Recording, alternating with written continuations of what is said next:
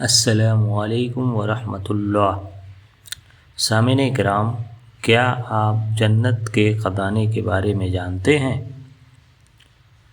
حدیث ملاحظہ فرمائیں۔ عن ابی موسیٰ الاشعری رضی اللہ عنہ قال قال علی رسول اللہ صلی اللہ علیہ وسلم یا عبداللہ ابن قیس الا ادلک علی کنز من کنوز الجنہ لا حول ولا قوت الا باللہ، متفق علیہ۔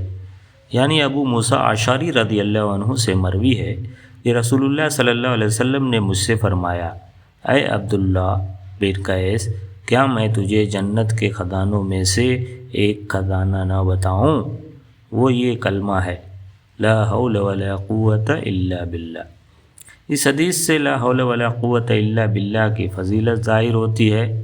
اہل علم نے کہا ہے کہ اس کلمہ کی اس قدر فضیلت اس لیے ہے کیونکہ اس کا کہنے والا اپنے آپ کو مکمل طور پر اللہ تعالیٰ کے آگے جھکا لیتا ہے اور اس بات کا اعتراف کرتا ہے کہ ہر کام کی طاقت دینے والا صرف اللہ تعالیٰ ہی ہے۔